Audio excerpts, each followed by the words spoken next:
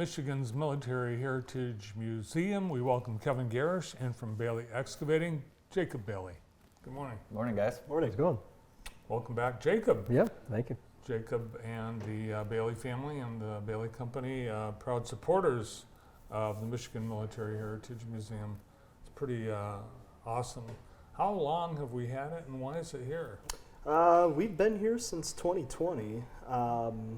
We started off in Grass Lake 2017, but we moved, decided Jackson was a better location, and it just so happened that we found a location that has historical significance, that it sits on the property of old Camp Blair, the Civil War camp. Perfect. 2020, what a great year to start something. Perfect. Yeah, absolutely. It's amazing the amount of artifacts and memorabilia you have in the museum. Tell us a little bit about kind of the flow and the order of the museum.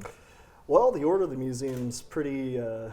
We try to go earliest to latest, but with the space that we have right now, there are certain things that are out of place. Yeah.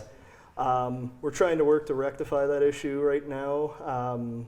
We're getting ready to open a big World War I exhibit, uniforms and combat equipment of the Western Front. So we're going to be getting rid of certain things. Jacob, you and your family have been big supporters of this. What's your interest in the museum? We just heard about it, stopped by. My dad stopped by first and got a tour and walked through, and just kept coming back and telling us how cool it was. And so my brother and I went down there, and we were just blown away by just the number of artifacts they have, and the quality of the artifacts and the personal stories that are behind so many of them. I mean, you can go in there, and every time I go, I end up spending 2 or 3 hours, and just because they have so much knowledge there. And if you get one of the staff to walk around with you, they can tell you so many stories about all the artifacts and how they're tied to Michigan and Michigan military history. It's really fascinating. My favorite is of course, the mannequins and the amount that you have. Talk a little bit about that process, how many you have, and then what is represented. Yeah, so recently one of our board members, Dennis Skupinski, passed away, and he was a collector all of his life, and he really specialized in World War I uniforms. So we've been going through, working with his family to display a lot of his collection, and we've been going through and trying to replace all the mannequins, because some of the mannequins that he had were not the best quality for museum pieces. So, I mean, it seems like every other day I've got mannequins showing up at the door ready to be, have a new uniform put on them at the museum. Yeah, it's amazing seeing the uniforms that the soldiers wore and then getting to hear the history behind each of the uniforms. And it's amazing how much we really don't know. Let's take a quick look at the commercial for the Michigan Military Heritage Museum.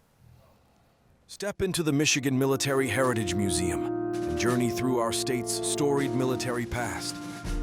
Uncover personal anecdotes and gain fresh insights into our history.